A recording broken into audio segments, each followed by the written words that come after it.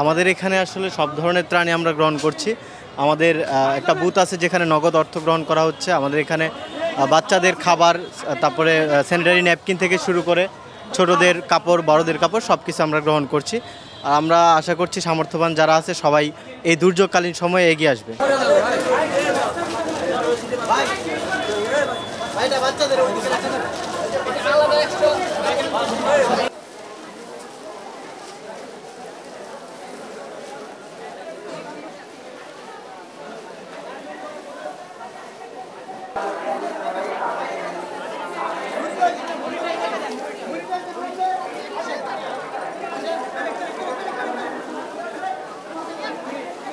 কিছু কিছু এলাকায় বন্যা প্লাবিত, 12টা জেলা দেখলাম প্লাবিত। এই ক্ষেত্রে অন্যান্য জেলা যারা আছে তারা সবাই যেন এগিয়ে আসে, এটাই আহ্বান আর কি। সবার প্রতি আমার আহ্বান হবে যে সবাই সবার দিক থেকে যে যেভাবে পারে মানে আমাদের দুর্গত এলাকায় বন্যার্তদের পাশে দাঁড়ানো আর কি।